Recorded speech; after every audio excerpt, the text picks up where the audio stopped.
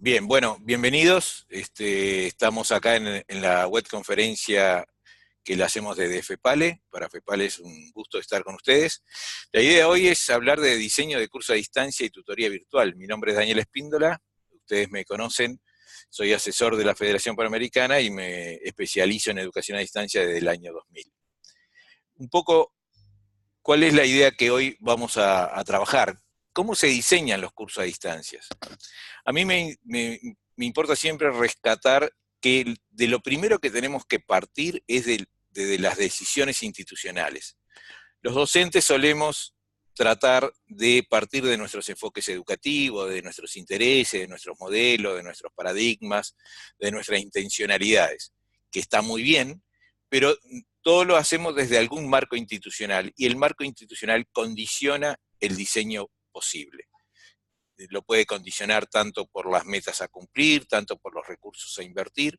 Entonces siempre digo, veamos qué opina la institución, qué puede la institución, qué quiere la institución, cuánto puede invertir la institución, qué espera la institución de estas experiencias, porque eso va a ser determinante y va a condicionar al diseño. Otra pregunta es si es pertinente hacerlo a distancia. ¿Todo se puede hacer a distancia? Quizás alguien puede responder sí. Ahora, ¿es conveniente hacer todo a distancia? Creo que no. En tanto lo podamos hacer presencial, hagámoslo presencial. En tanto lo podamos hacer semipresencial, recomendamos hacerlo semipresencial, pero en algunos momentos debemos hacer algunas actividades toda a distancia y ahí sí la pregunta es si es pertinente. Y lo segundo, los contenidos se adaptan a la modalidad. No todo contenido se pueden adaptar adecuadamente a la modalidad de distancia. Hay que ver la forma de adecuar los contenidos a la modalidad. ¿Cuál estilo, cuál forma de educación a distancia? Está el e-learning y está el b-learning. El b-learning es la semipresencialidad, el e-learning es todo a distancia. Después podemos hacer otras categorías, como puede ser educación sincrónica o educación asincrónica o mixta. Podemos combinar momentos sincrónicos con momentos asincrónicos. Todas esas preguntas son relevantes hacerlas desde el punto de partida.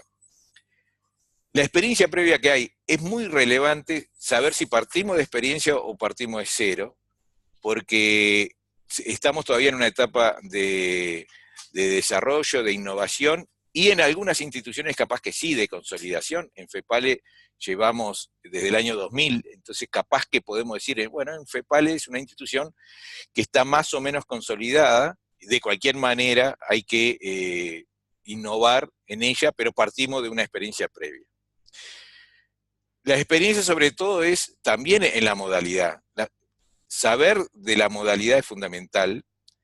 El nivel que quiero lograr en las capacitaciones es muy relevante. No es lo mismo tratar de incursionar en diplomados o en maestrías que en cursos cortos. Cada uno tiene su particularidad, su exigencia, y a cada una de esas le tenemos que responder en su singularidad de exigencias.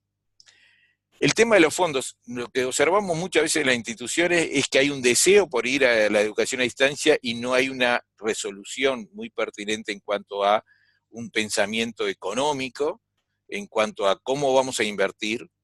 Y una aclaración siempre es que la principal inversión es en la formación de los recursos humanos y no en la tecnología. Hace 20 años, cuando uno quería incursionar a la educación a distancia, tenía que comprar licencias, equipamientos, la conectividad era cara porque había que ir a mucho nivel de conectividad y era muy caro. Antes, antes era la tecnología y hoy son los recursos humanos. La centralidad de la inversión está en los recursos humanos. Otra pregunta muy pertinente es ¿cuántas veces voy a repetir cada capacitación? No es lo mismo armar un curso, diseñar un curso para desarrollarlo una vez que para desarrollarlo N veces. La inversión que voy a hacer, el esfuerzo que voy a hacer es diferente porque la rentabilidad de la inversión va a ser claramente diferente. Entonces son también preguntas que nos debemos hacer y a mí me gusta mucho ir al tema de siempre preguntarnos por lo institucional, ¿no? O sea, la rentabilidad, la inversión, etcétera. La institución tiene que tomar buenas decisiones, porque muchas veces estas experiencias de educación a distancia son impulsos de innovadores educativos, gente que quiere innovar, hacer nuevo, pero lo hace en un marco institucional, y es el marco institucional que va a condicionar todo, ¿no? El tema de la rentabilidad, es fundamental la rentabilidad. ¿Cuánto vamos a ganar en esta educación a distancia? Y cuando digo ganar, la rentabilidad no es solamente económica, puede no ser económica, puede ser de otro tipo de impacto y de resultados que la institución educativa tiene para este tipo de experiencias. Otra pregunta que nos tenemos que hacer de punto de partida es si los docentes tienen experiencia en la educación a distancia y en el tema.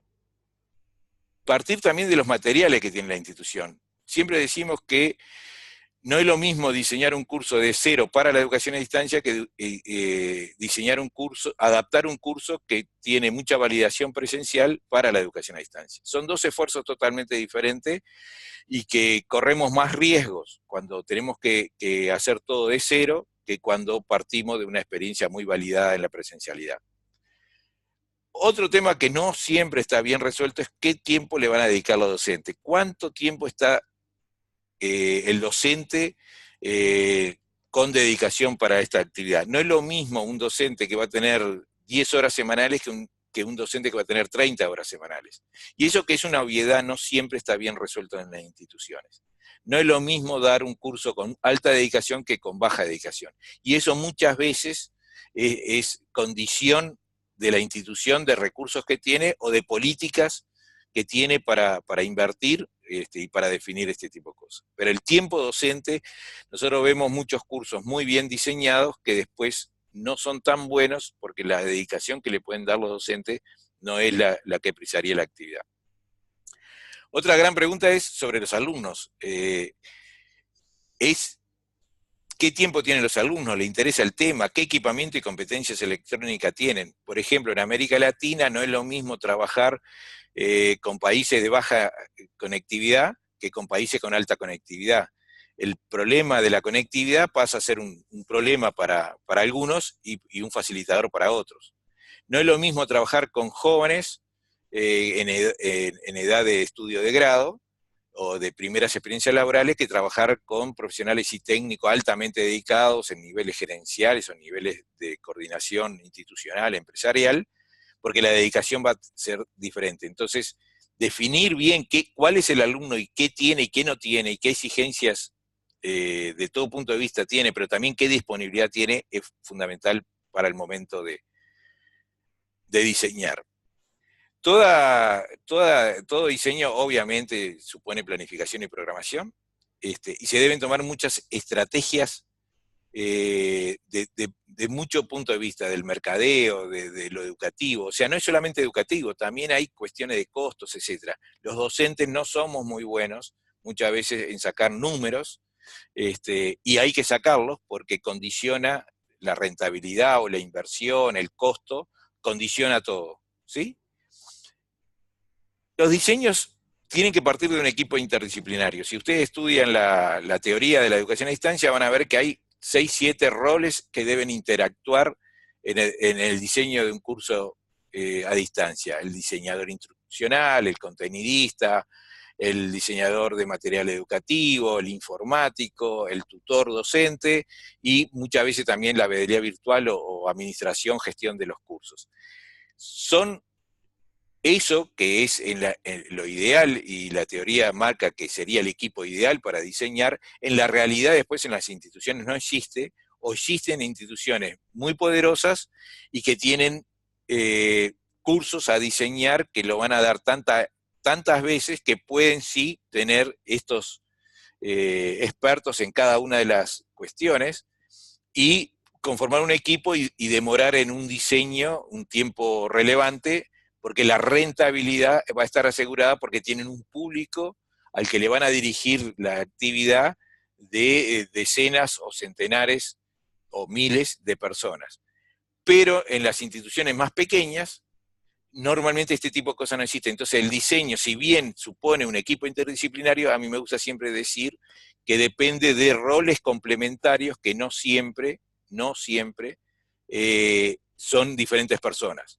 Muchas veces una persona ocupa 2 o 3 roles de ese grupo que yo hablé de 6, 7 personas, y lo que uno tiene que saber es que muchas veces uno mismo está discutiendo, proponiendo desde lugares diferentes, porque por momento lo miro como contenidista, por momento lo miro como tutor, por momento lo miro como diseñador instruccional. Pero soy la misma persona, pero sé que estoy opinando desde enfoques que sería deseable que fuera de más gente y no tan concentrado en 1, 2 o 3 personas nada más. Para algunas instituciones el diseño invertido es muy altamente recomendable. Se trata de partir de qué egresado queremos, más que partir de la forma más tradicional de los contenidos, etcétera, etcétera. Eso nos ayuda muchas veces a concretar mejor algunos aspectos de secuencia, de tiempo de inversión, de forma de evaluación, etcétera, y es altamente recomendable para muchas de las experiencias que desarrollamos nosotros. Otra recomendación buena para el diseño es hacerlo desde el alumno. No podemos hacerlo desde el material, ¿no? Debemos siempre estar pensando en el alumno, y siempre digo que el mismo curso, si cambiamos de tipo de alumnos, debería sufrir ajustes. No es lo mismo, hoy en una charla parecida a esta, decía, bueno, el mismo curso de derechos humanos, por ejemplo, que era la institución en la que estoy asesorando, no es lo mismo dar ese curso para tercera edad que para jóvenes adolescentes. Esa obviedad, a veces es más fina la diferencia, pero tenemos que siempre estar pensando a qué alumno le vamos a estar dirigiendo, porque para cada alumno, para cada tipo de grupo, podemos estar desarrollando estrategias, metodologías particulares. Otra cosa es tomar en cuenta los tiempos docentes e institucionales. Esto no siempre se hace bien y hay errores frecuentes de que diseñamos para tiempos que no tenemos nosotros mismos. Es paradojal, pero pasa muchas veces que diseñamos desde cierto voluntarismo docente y después cuando lo vamos a llevar a la ejecución no tenemos nosotros mismos esos tiempos docentes, ¿sí? Y estas cosas pasan y pasan mucho. Otra cosa que debemos tomar muy en cuenta es qué sistema tutorial vamos a implementar. Autoaprendizaje, reactivo, asistido, colaborativo. Son todos sistemas tutoriales. El autoaprendizaje es más centrado en autoprocesos. El reactivo se trabaja con la demanda del alumno. El asistido se trabaja mucho con la proactividad del tutor. Y el colaborativo, el tutor trata de motivar al grupo y trata de hacer un aprendizaje más social. Son todos sistemas tutoriales muy pertinentes para cosas diferentes y para inversiones diferentes y para temáticas diferentes. Hay en algunos que es más comprensible un sistema tutorial que en otros. Otra recomendación es, a los cursos no hay que darle la misma intensidad y el mismo tipo de sistema tutorial a todo el curso. Uno observa que muchas veces se quiere, por ejemplo, los muy participativos, le dan una intensidad alta todo el curso, y normalmente nosotros contamos con alumnos totalmente diferentes entre sí, que la misma intensidad sea baja alta, normalmente no responde a diferentes estilos de aprendizajes y a tiempos disponibles y a dedicaciones posibles. Entonces, lo que siempre se recomienda, si fuera una gráfica, es momentos altos y momentos más bajos, y en los momentos más bajos recuperamos a los menos activos, y en los momentos altos motivamos a los muy activos, pero de repente estamos saturando o tensionando demasiado a los pocos activos. Esto no es menor, la intensidad, y el sistema tutorial debe ir combinando para que sea más apropiado para diferentes tipos de alumnos, ¿sí? Otra recomendación es que en todo curso a distancia generar un módulo 0, que es introductorio, es para validar contraseña, es para que se familiaricen con las plataformas, es para que que se presenten, generar una grupalidad, un encuadre grupal virtual mínimo, y también muchas veces para trabajar las expectativas. Nosotros convocamos a un curso y no sabemos siempre cuál es la expectativa del alumno. No necesariamente los 25 que van a participar tienen la misma expectativa. Y en ese módulo 0 nos ayuda a nivelar conocimientos sobre la plataforma y generar cierta grupalidad, pero también saber conocer de de la expectativa de cada uno de los participantes, y eso ayuda mucho para después tomar decisiones durante el curso de diferente tipo. Otra recomendación muy buena siempre es tener un tiempo comodín. Esto que en la vida de los hechos siempre se hace, es bueno programarlo. Yo siempre digo, si un curso va a durar 6 semanas, yo programo para que dure 7 semanas. No lo comunico, pero sé que casi siempre voy a precisar dar algún tiempo, si el grupo se me está reduciendo en su intensidad participativa, capaz que tengo que generar una semana puente, una semana comodín, una semana donde trato de nivelar y recuperar a los que vienen muy demorados, o, o a demanda de alumnos, y tengo que ver ese tiempo comodín que me permite reacondicionar. Si soy muy rígido en la planificación y no tengo ese tiempo, voy a estar forzando una dedicación igualitaria cuando sé de antemano que el alumnado es muy diferente entre uno y otro. Creo que esto lo hacemos, pero lo hacemos muchas veces como reacción a solicitudes o a problemas, y yo siempre digo, es mejor programarlo para ya tenerlo previsto. Si lo tenemos que usar, lo usamos; si no lo tenemos que usar, no lo usamos. ¿Sí?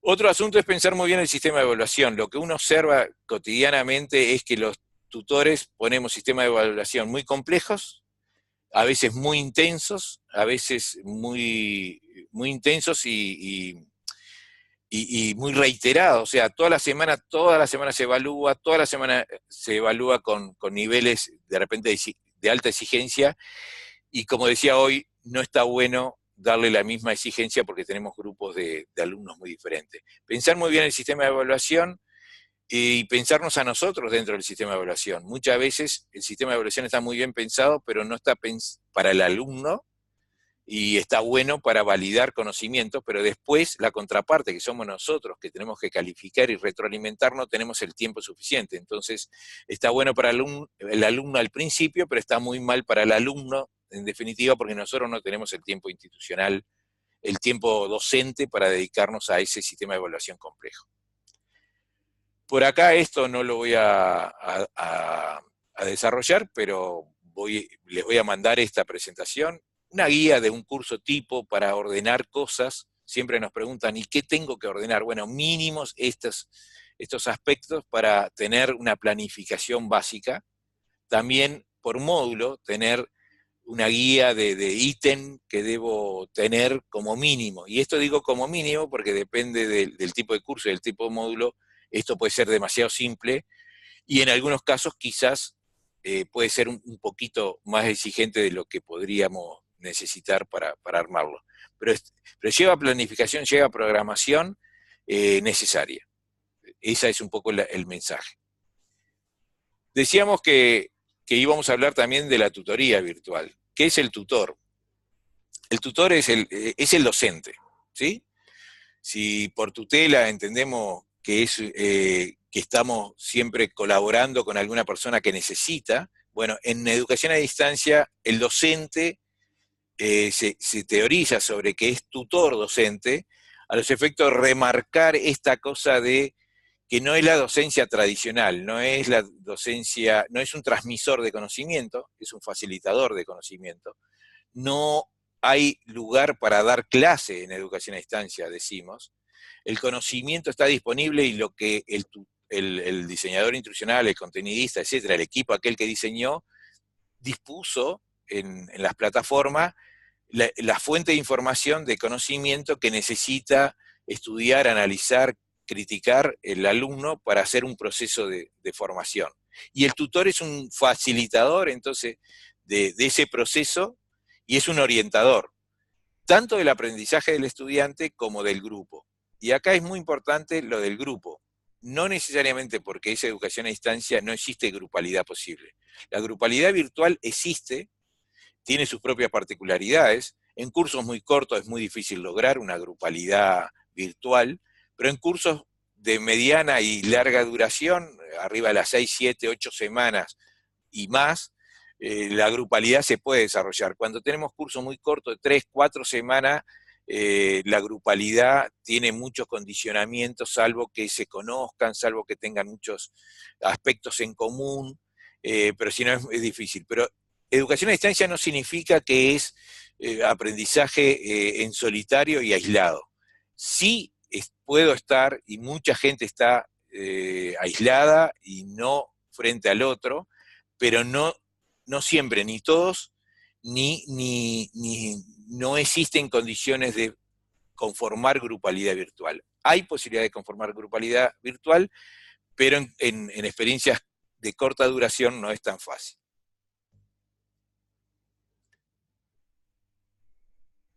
Característica del tutor. Y ustedes me hacen las preguntas en los comentarios que quieran, Gabriela, Julieta, Martín, que son los que en este momento están participando.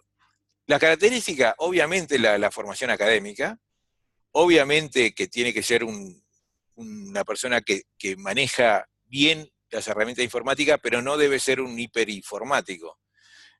Saber manejar las herramientas informáticas de la educación a distancia hoy es ser con usuario frecuente de internet y de PC o de laptop, alcanza porque son X cantidad de funcionalidades que se pueden aprender fácilmente y operar en ellas. No como antes que era muy complejo, ahora todo se ha facilitado. La personalidad tiene que ser motivadora. El tutor se caracteriza por la generación de diálogo con el alumno, con los subgrupos de alumnos y con el grupo de alumnos. Entonces, el tutor debe ser alguien que se pone siempre en juego en relación con los otros, salvo que sean en procesos que son también muy legítimos de autoaprendizaje. El autoaprendizaje es individual y ahí la motivación tiene que ser al individuo, y si es muy autoaprendizaje, la motivación está dada por el sistema, y si es sistema inteligente, más todavía, porque no va a tener mucho diálogo con un tutor o nada de diálogo con un tutor. Va a tener una relación, entre comillas, con el sistema, porque está todo previsto para que aprenda solo y en algunos casos en el sistema inteligente para que aprenda solo con todo lo ya previsto, que es automático, correcciones automáticas, retroalimentaciones automáticas, etcétera, etcétera. ¿Sí? La paciencia del educador a distancia es fundamental. Indudablemente son procesos muy intensos donde requiere mucha concentración, pero también mucha paciencia. Preguntarse permanentemente de dónde y qué me está diciendo el alumno, qué me está preguntando, de dónde me lo está preguntando, qué está entendiendo. La reacción inmediata, yo siempre digo que un buen tutor no es aquel que reacciona inmediatamente, sino que piensa 2 o 3 veces. Tengo una colega que dice, cada vez que voy a responder lo leo 2 veces, a ver si en esas 2 lecturas me parece bien lo que escribí, y no como en el salón, que alguien te pregunta y respondés, y es reacción pura, y que puede ser muy, muy legítima y muy buena y muy pertinente, pero en educación a distancia, como tenés un tiempo, sobre todo en la educación asincrónica, no en la sincrónica, que es en tiempo real, en la sincrónica, que es cada uno a su tiempo, tenés un tiempo para pensarte mejor la respuesta, la retroalimentación, el comentario. Hay 2 cuestiones muy importantes, ¿no? Ni fastidiar ni desaparecer. Son 2 errores frecuentes. El tutor que desaparece, es muy frecuente en la educación a distancia. El tutor que desaparece contesta cada 3 o 4 días. Yo siempre le pregunto a los docentes si en una clase alguien le pregunta algo, si él va a venir a los 2 días a responderle. Y todo el mundo dice, no, bueno, pero ¿por qué entonces lo haces en tu aula? En tu aula te preguntan el lunes y capaz que le respondes el miércoles. No entiendo si en la presencialidad no vas a demorar 2 días en responderle, ¿por qué en la virtualidad, cuando puedes entrar en cualquier momento y responderle en cualquier momento? Una respuesta después de 24 horas no es pertinente, no es respetuosa del tiempo que está dedicando el alumno. Todo tutor debería responder dentro de las 24 horas de la pregunta. Y cuanto menos mejor, porque el alumno se siente muy atendido. Y la otra cuestión es la de fastidiar o saturar. Hay tutores que responden todo, a cada rato preguntan, repreguntan, comentan y comentan el comentario, y fastidian, saturan.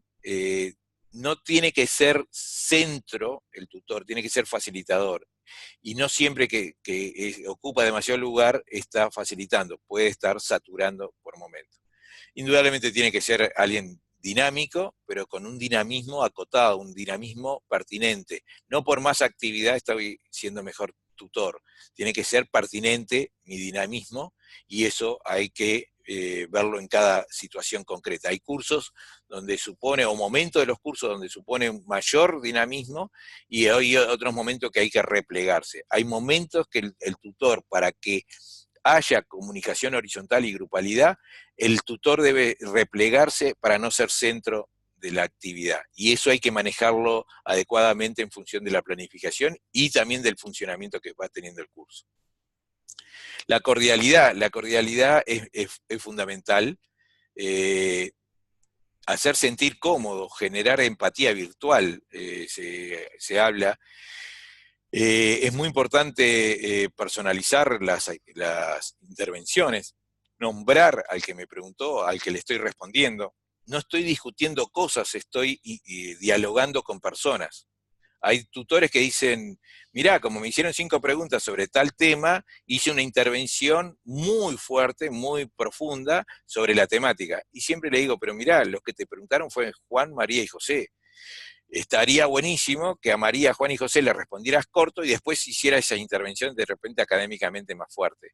O sea, no quito la importancia de discutir temas o profundizar asuntos, pero sí hago hincapié en personalizar diálogos que la educación a distancia necesita hasta, diría, por momento más que la educación presencial, porque en la presencialidad la demanda puede surgir, el dinamismo puede surgir de la propia interacción de las personas. Capacidad de trabajar en equipo. Todo tutor debería saber trabajar en equipo. Siempre digo que en educación a distancia no es bueno que el tutor quede solo, aislado, trabajando solo. El mejor tutor va a poder hacer mejor trabajo si tiene otra mirada complementaria de otro tutor, o de alguien administrativo que está haciendo la bedelía, la gestión del curso, o de alguien que estuvo en el diseño y la revisión del otro. Son cosas que en la educación presencial no es tan fácil. No va a llamar a su colega a venir a la clase para ver cómo está funcionando. Pero en esto sí, che, mírame el aula a ver qué te está pareciendo, y si esto está planificado, obviamente mucho mejor, y se saca muy buenos réditos de todo eso, de una actitud más colaborativa. Lo otro es la buena expresión, escrita y oral, sobre todo escrita. La educación a distancia tiene en la escritura su principal forma de vincularnos, de relacionarnos.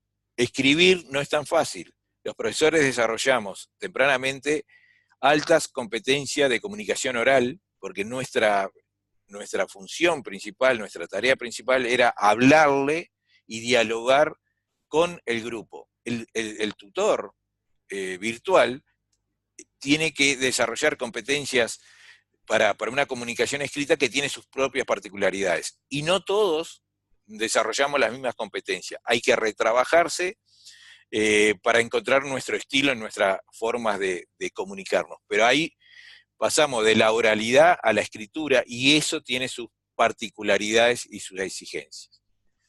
Las funciones del tutor, y empezamos a terminar esta intervención, son de 3 tipos: la académica, la de orientación y nexo.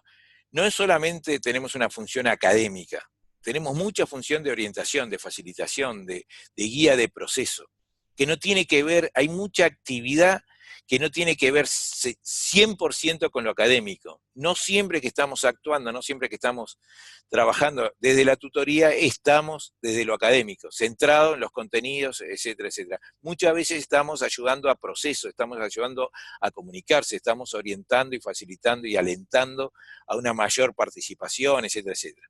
Y nexo porque tenemos muchas cosas que tienen que ver con la institución, con la plataforma, etcétera.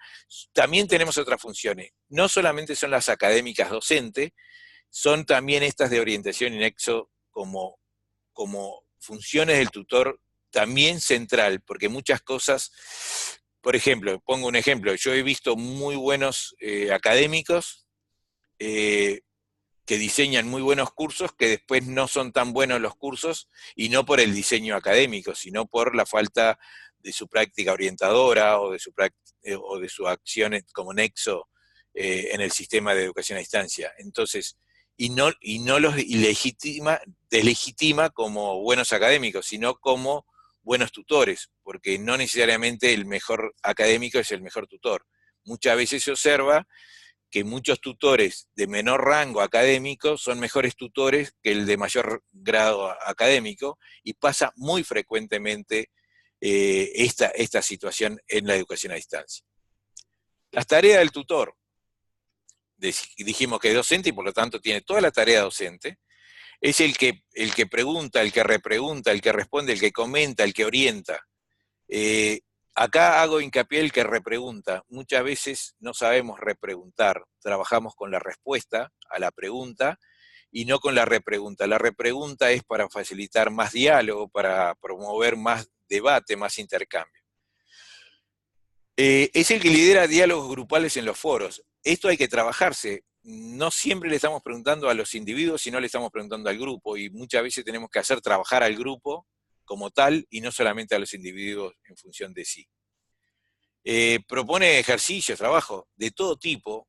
Las herramientas hoy dan muchas posibilidades de elegir el sistema que queremos de trabajo, de tareas, etc. Todo, entre comillas, se puede hacer en plataforma, todo lo que nos imaginamos. Lo que sí condiciona la forma concreta, los tiempos concretos y los requisitos concretos para poderlo cumplir. Pero en principio no hay una receta única, no hay un estándar y decir esto es como hay que hacerlo y chau. El menú es amplísimo y tiene que ver con la materia, con el estilo, con el tipo de grupo, con los tiempos que tenemos, con los recursos que tenemos. Pero se puede hacer muchas cosas. Comenta y corrige los ejercicios, retroalimenta, califica y sobre todo retroalimenta. Yo veo en educación a distancia una tendencia muy fuerte a calificar y poca a retroalimentar. Queda en duda muchas veces, si yo califico, le pongo un 8, el estudiante que entiende. Sí, que está cerca del 10 y que está lejos, por suerte, del 4, pero ¿qué aprendió? No le doy una retroalimentación, solamente lo califico, eso le ayuda para pasar de repente, para aprobar el curso, pero no para saber dónde está aprendiendo y dónde de repente tiene algunas debilidades. La retroalimentación es fundamental y no siempre está muy prevista en los sistemas de educación a distancia. Y hay que hacerlo muy personalizado y muy grupal. Muchas veces se le está retroalimentando a la persona, pero también al grupo. Y muchas veces cuando retroalimentamos a una persona, capaz que llevamos eso también al grupo.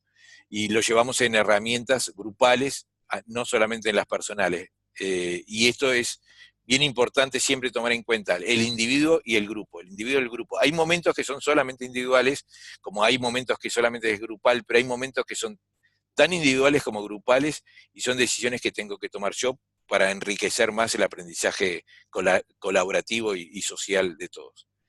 Tiene que siempre tener esta última recomendación, siempre tiene que tener a mano más bibliografía. Yo siempre digo que el mejor diseño es aquel que prevé cosas que no va a dar a priori, sino va a dar en función de la circunstancia del grupo. Es muy normal que hay un tercio de alumnos, nosotros muchas veces hablamos de los 3/3, el tercio de los alumnos muy activos, el tercio de los alumnos cumplidores pero de atrás, y el tercio de los alumnos demorados, potenciales desertores o no aprobadores por lo menos de la capacitación. Bueno, para todos esos hay que tener, y sobre todo los activos muchas veces precisan que se les estimule con más bibliografía, y eso hay que tenerla prevista. Y eso hay que tenerla prevista para ver si la voy distribuyendo o solamente se la mando a los muy activos, como también de repente algunas tareas opcionales. Yo hago muchos cursos donde algunas tareas son opcionales, porque sé que hay algunos alumnos que le pones una tarea el lunes, el miércoles te la hicieron, y esperar al otro lunes que va a empezar el módulo, cuando ya consultaron todo, estudiaron todo, hicieron la tarea, esperar 4, 5, 6 días los aburre. A eso capaz que le planteo, propongo otra tarea opcional y le estoy dando la posibilidad que retrabaje, y como es opcional yo ya sé que el demorado no la va a hacer porque tiene que hacer la obligatoria, y el otro, bueno, ni siquiera capaz que se entera de que hay una tarea opcional porque ni siquiera se enteró de la tarea obligatoria. Pero a lo que voy es actuar para la diversidad de tipo de alumnos que tenemos en todas las cuestiones. Por acá me quedo. Estos temas da para mucha cosa. Ahora quedo a disposición de ustedes, Gabriela, Julieta, Martín, se habilitan el micrófono y estoy a las órdenes para lo que quieran. Daniel, yo tengo una consulta muy básica, porque Dale, Julieta. nosotros estamos en el nivel 0, o sea, no tenemos experiencia, nosotros tenemos que arrancar desde 0. La idea nuestra es hacer los cursos, a ver, nosotros tenemos cursos de capacitación presenciales y queremos eso, poder transmitirlo de manera virtual. Nosotros en los cursos que hacemos presenciales tenemos como varios profesores que cada uno da diferentes temas. En el caso de la capacitación así a distancia, ¿se puede tener varios tutores o no es aconsejable? Muy buena pregunta, Julieta. Primero, si los cursos que vas a hacer ya los venís haciendo, a mí me gusta siempre decir que tenés entre el 30 y el 49% resuelto. Bien. No tenés el 51. El 51 lo tenés que crear, pero tenés mucho desde el punto de vista que partís.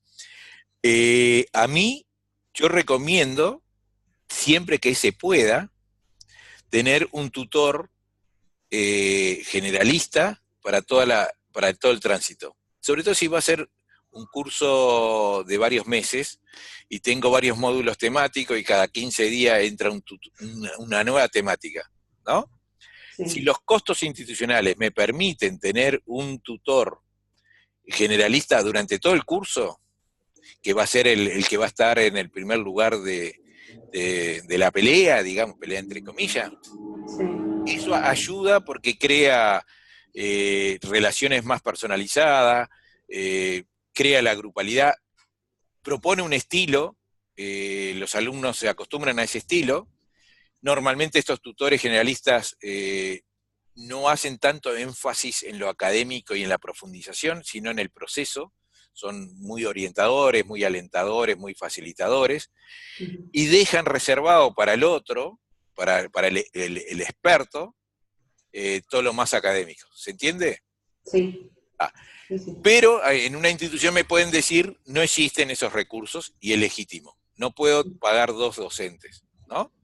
Yo siempre digo, revisá bien los costos porque capaz que te ayuda mucho, porque normalmente el super experto, para participar cada 15 días el grupo, que ya tiene la dificultad de la grupalidad, si todavía se tiene que acostumbrar a otro estilo en todo, comunicacional, de entrada y participación, etcétera, etcétera, está bravo. ¿Es posible? Sí, es posible. ¿Funcionan bien? Sí, en muchos casos funcionan bien. Yo lo que observo es que siempre que tenés un tutor, facilitador permanente, las cosas suceden un poco mejor. Y si no es un tutor permanente, capaz que es un supervisor, un colaborador, que está mirando todo el proceso, para que el proceso no sea con tantos estilos diferentes que nadie le da una unidad de mirada y de acción. Perfecto. Pero los costos pueden no resistirlo. Eso lo sabe cada institución. Bien. ¿Martín? No, estoy totalmente de acuerdo con todo lo que has dicho. Lo que yo puedo aportar desde mi lugar es lo que fue mi experiencia, de alguna manera, que por ahí les puede servir a las chicas. Adelante. Ya que soy un señor altamente mayor que todos, por lo menos que ellas. En el caso de mis cursos, el origen, todo esto que dice Daniel, de lo cual coincido desde el principio hasta el final, se fue dando en forma natural. Yo primero de todo escribí un libro. Escribí el primer libro de informática para el agro, Excel para el agro. Y fue a partir del libro y del interés de algunas instituciones, como FEPALE, por ejemplo, y la Sociedad Rural Argentina, la otra, que empecé a transformar capítulos de mi libro o los libros en cursos. Con lo cual, de alguna manera, ya tenían el contenido pensado para que la persona pudiera desarrollarlo sin la presencia de un tutor o de una persona, es decir, estaba todo, digamos, sobreexplicado, por decir así. Por supuesto, esto fue al inicio y todo fue cambiando y mejorando con el tiempo y se le fueron agregando cosas y modificando. Después saqué 2 libros más, y esta vez los 2 libros fueron al revés. Los 2 libros posteriores, Excel para el Agro 1 y Excel para el Agro 2, fueron producto de los cursos, es decir, esta vez el camino fue a la inversa. Yo ya estaba dando cursos que después se transformaron en capítulos del libro, para lo cual tuve que hacer una cierta adaptación. Pero básicamente todo lo que ha dicho Daniel me parece absolutamente acertado. En lo que hace a mi experiencia, diría que los mayores problemas que yo le veo yendo a detalles posiblemente, ¿no? Porque doy por válido todo lo que dijo Daniel. Una de las cosas contra las que más hay que luchar, y que esto de paso les sirva a ustedes de experiencia también, es que hay que acostumbrarse a que la gente nunca lee las cosas que hay que leer. Entonces, yo me gasto, y en el caso con FEPALE, como que les conté que soy docente hace 12 años, o 13 ya de FEPALE, siempre pongo una bienvenida general y una explicación de cómo va a ser el curso, que sería como ese módulo 0 que mencionó Daniel en un momento. Correcto. Y que es fundamental para que el alumno se acomode en la silla, digamos, ¿no? Se entienda más o menos contra qué se va a enfrentar, qué es lo que va a ver, cómo es la metodología, cómo se va a trabajar, etcétera, etcétera. Tenemos la experiencia realmente, y con la pobre Elena, que es la colaboradora que tenemos ahí en FEPALE, de que se los hemos mandado hasta en forma individual estas aclaraciones, esta bienvenida general y aclaraciones, y después en los foros o en los chats, dependiendo de la modalidad que sean los cursos, siempre aparece una persona haciendo una pregunta que era básica de lo que se le estaba explicando en el momento, con lo cual nunca hay que dar por descartado que el alumno no va a leer todo lo que tiene que leer. Y las preguntas redundantes sobre cosas que uno creyó que eran súper claras, que estaban explicadas de sobremanera, con imágenes, con explicaciones, con reexplicación, con relectura de otra manera, etcétera, etcétera, muchas veces no son suficientes y la persona saltea todo eso, pasa al punto siguiente y pregunta sobre el punto anterior sin prestarle atención. Entonces, este es un tema muy importante, digamos, nunca es poco el esfuerzo que hay que hacer para que la gente preste atención y lea el material que uno considera que es imprescindible. Un poco, este es uno de los problemas que después de 12 años veo que se reitera y se repite a lo largo del tiempo. Paso la palabra al que quiera. Yo agradecerles. Perdón. Es muy, muy, muy importante esto que dice Martín, porque es cierto y sucede permanentemente. 30 personas entienden de 30 formas diferentes. Algunos más parecidos entre sí, otros menos parecidos entre sí. Pero y el esfuerzo, la redundancia del docente y la constancia del docente es algo, un requisito en educación a distancia, capaz que hasta más que en la educación presencial. Totalmente. Gabriela. No, que antes que nada agradecerte, Daniel, por lo claro que fuiste y ahora con la experiencia también de Martín. Pero, porque en realidad yo le cuento que yo me interés en participar hoy es porque estoy empezando a planificar ser docente en un curso a distancia de FEPALE, entonces para mí es todo nuevo la docencia a distancia. Sí, participo mucho en docencia a nivel de campo con productores. Y me parece muy importante esto, y me preocupa ser el primer curso, la primera experiencia en esto, me preocupa mucho esa diferencia de que podemos tener dentro de los asistentes en el curso. Cuando hablaba Daniel ahora del 30% de los que se dividen, de los activos y los que menos activos y los que van ahí en el medio. De cómo no ser demasiado exigente para esos que participan poco, tienen poco tiempo, pero tampoco ser un nivel bajo para los que sí están demandando más. Sí, Gabriela. Por eso me parecía clave lo que decías de tener otras actividades, que no me lo había imaginado así, pero ahora te escuchaba y me pareció bien rico eso, de tener actividades extra o tener como vínculo con los más activos para que no pierdan la motivación durante el curso. Bueno, perdón, interrumpo un segundito. Yo en general doy en los cursos eh, vamos a suponer un curso tipo, tiene normalmente, de los que yo doy, tiene una evaluación a la mitad y una evaluación al final. Pero para no recargar el trabajo de los alumnos, estas evaluaciones consisten en el mismo trabajo que están haciendo, en el envío del mismo trabajo que están haciendo. Recuerden, Bien. o si no les quedó claro, yo lo que doy es Excel para el agro, es decir, se estudia, se aprende Excel, pero desarrollando un módulo de nutrición, de costo del litro de leche, de gestión financiera, etcétera. O sea, digamos, todos son doble propósito, es decir, mientras que se aprende Excel, se desarrolla un módulo que después se puede utilizar para trabajar al día siguiente en la actividad de cada uno, ¿correcto?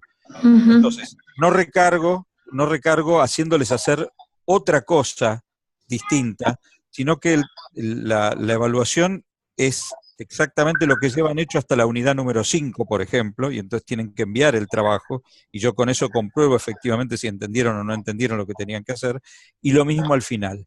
Y tengo, como dice Daniel muy correctamente, tengo previstas en general unidades opcionales entre la evaluación intermedia y la siguiente unidad y luego del final, justamente para prever esto. Y entonces te va a ocurrir que vas a tener alumnos, como dijo Daniel, que hacen las dos cosas y que ya en el primer día mandaron el examen con lo obligatorio y lo opcional directamente, y vas a tener alumnos que te van a estar preguntando ¿cómo?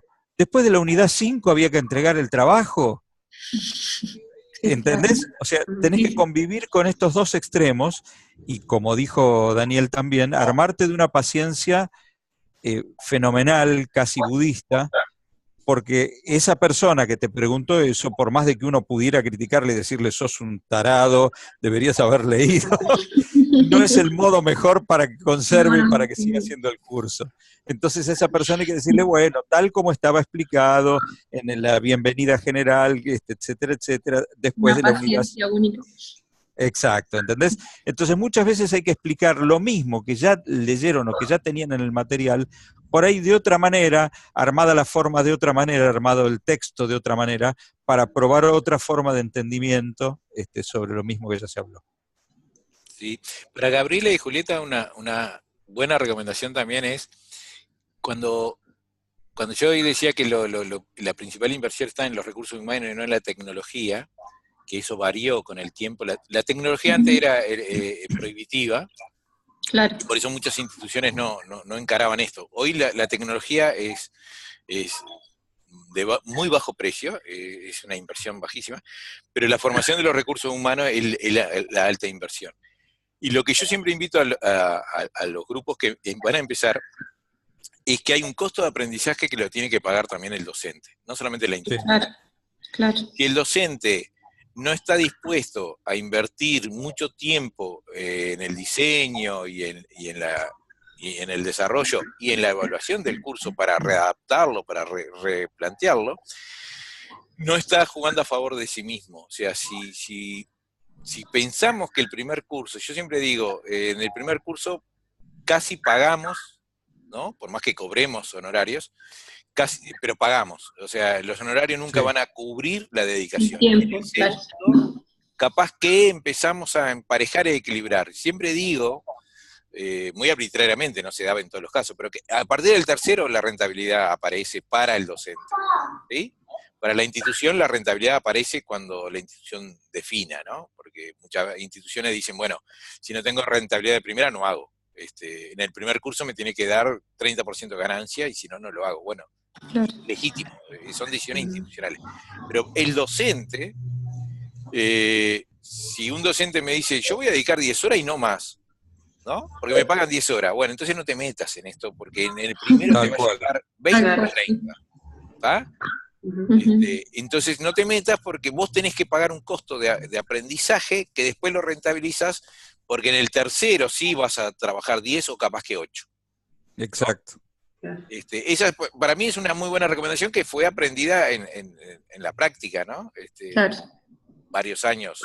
Como Martín también soy de otra generación. Incluso, perdón, agrego otro detalle, otro punto del cual uno tiene que estar dispuesto y preparado es al error propio. Ah, sí. Esto es fundamental. Uno muchas veces hace un curso por primera vez y uno desde ya ansía y quisiera que todo fuera perfecto, pero es prácticamente imposible.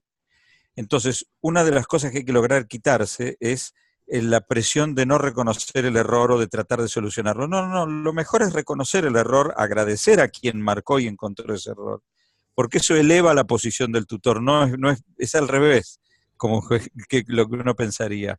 Entonces, muchísimas veces pasa que un alumno indica, en la página 34 dice celda A4 a la derecha y debería decir a la izquierda, y la reacción automática de uno es arrancarse los pocos pelos que a uno le quedan, en mi caso, digo, y ver cómo poder subsanar para que eso no parezca un error. Y no, posiblemente lo mejor es relajarse y decir, agradezco muchísimo a tal alumno que reconoció y encontró un error. Miren, gracias a un error de tipeo, porque esto pasa, y pasa absolutamente en cualquier lado y en cualquier actividad. Entonces, esa es una presión importante para quitarse de entrada y aceptar que uno va a tener en la primera vez o en las primeras veces errores. Sí. Hoy, obviamente, después de, 12 años de dar cursos, algunos cursos los debo haber dado, 100 veces, ya esto no sucede y como dijo Daniel, le dedico mucho menos tiempo porque no necesito dedicarle tanto tiempo porque ya perfeccioné el texto. Pero reconocer el error de entrada relaja mucho y no lo pone a uno en una situación de autodefensa que yo diría tipo gato panza arriba, ¿no? Que uno se siente atacado. Bueno, gracias, Martín. ¿Alguna otra pregunta? Porque estas actividades normalmente tienen que durar 1 hora, tenemos 8 minutos más si queremos. Perdón. No, era si más que nada, yo era más que nada una sola pregunta. Los contenidos, para que sean didácticos, y cuando escuchaba esto de que los alumnos muchas veces pasan por alto materiales o van a los siguientes módulos sin leer en profundidad los anteriores. La experiencia es que siempre haya algún material tipo PowerPoint, lo más didáctico posible, con fotos, imágenes, pero que después haya algún texto para profundizar. Mira, sí, texto claro. Siempre tiene que haber, y multimedial también. O sea, vos en un curso tenés gente que va a aprender, por ejemplo, los más veteranos como Martín y yo, capaz que no precisamos mucho estímulo gráfico y visual y multimedial, porque somos de la época del libro. Y aprendimos de forma aburrida leyendo. ¿Sí? Pero los más jóvenes, el puro texto y no enriquecido con imágenes, con esto, con el otro, los aburre. ¿Sí? Claro. Entonces, hay que combinar. Nosotros tenemos otra vuelta, lo mismo de siempre. Tenemos 30 personas diferentes que aprenden de forma diferente, que les interesan las cosas diferentes. Por ejemplo, los más veteranos van a imprimir todo, y los más jóvenes lo van a leer todo en pantalla. Entonces, tiene que respetar tanto la pantalla como el papel, suponete. Y otras cosas es que los videos, cuando hacemos videos, lo mismo que está dicho en el video, está bueno que esté de alguna manera dicho en texto, si es posible, porque algunos consultan poco el video, y otros consultan mucho el video. O sea, a lo que voy es, hay muchas formas de aprender diferente, no podemos unificar y universalizar el tipo de material y pretender que todos vayan a lo mismo. Ahora, hay muchas cosas que no podemos darle 2 o 3 formatos, ¿está? Claro. Pero siempre que podamos, mejor. El PowerPoint, yo te diría que mejor un video más interactivo o algo, hasta es mejor. A veces se puede usar el PowerPoint. Cuando usas el PowerPoint tenés que usar si es solo PowerPoint, que en sí mismo diga cosas, no el PowerPoint ayuda a memoria para cuando damos una disertación. Por ejemplo, lo que yo hice ahora, este PowerPoint, como material educativo, sin mi relato, la mayoría de las cosas no se entienden, porque eso solamente ayuda a memoria. Claro. Es una ayuda de memoria para mí y un estímulo para concentrar la atención del participante, pero no se lo doy a leer a alguien y dice, ¿y qué quiere decir con función académica? Él tiene que hacer el esfuerzo, ¿no? Porque no está explicado, no está fundamentado. Entonces el PowerPoint tipo documento puede andar, pero entonces tiene que explicar. A veces es muy bueno el PowerPoint porque te obliga a resumir también, ¿no? Sí. Entonces puede estar bueno, pero tipo como es una mezcla de documento con presentación, ¿no? Sí, o apoyás los contenidos en documentos apoyados con imágenes, o sea, como asociar imágenes al concepto escrito. Sí, No una sola forma de presentar las cosas, digamos. Claro. Cuanto más formatos diversos tengan, mejor, pero también con un límite. No podemos hacer todo y disponibilizar todo en todos los temas. O sea, remarco que hay decisiones institucionales que hacen a la inversión y a la rentabilidad que nos va a condicionar a nosotros. Yo en FEPALE no actúo igual que en la Universidad del Trabajo del Uruguay o que en el Taller Barradas o en la Universidad de la Empresa. En los 4 lados que asesoro, colaboro, hago, tengo condicionamientos diferentes, ¿sí? Yo soy el mismo y no puedo hacer lo mismo porque tengo condicionamientos diferentes y tengo público diferente y tengo tiempos diferentes y metas diferentes. ¿Se entiende esto? Sí, está claro. Si yo hago lo mismo en todos lados, lo más seguro es que me esté equivocando, porque no en todos lados van a querer hacer de la misma forma, con la misma inversión, con la misma rentabilidad. Cada uno tiene su particularidad. Y hay que reconocer las particularidades institucionales, porque son las que el marco de referencia desde la que actuamos. Si no, caemos en un voluntarismo docente que somos el llanero solitario y después no tenemos capacidad de realmente poder realizar las cosas que queremos, porque hay mucho voluntarismo, mucho deseo, pero poca practicidad en la propuesta, ¿no? Bueno, yo les agradezco. La próxima la van a tener con Elena y va a ser práctica, muy práctica, sobre cómo se hace material educativo. Bien, justo lo que me adelanté. Bien, y esta grabación la vamos a compartir para todos los que estaban anotados, así que a ustedes también les va a llegar y la pueden difundir lo que quieran porque va a ser un link a un canal de Neo que tenemos en FEPALE. Perfecto. Bueno, Gabriela, Julieta, Martín, gracias por estar ahí y queda a discusión, como siempre, junto con Elena para lo que requieran. Daniel, un gusto como siempre, muchísimo gusto, Gabriela y Julieta. Igualmente, muchísimas gracias. Un gusto, de verdad. Un abrazo. Chao, chao. Gracias. Hasta luego. Chao, chao. Chao. Chao.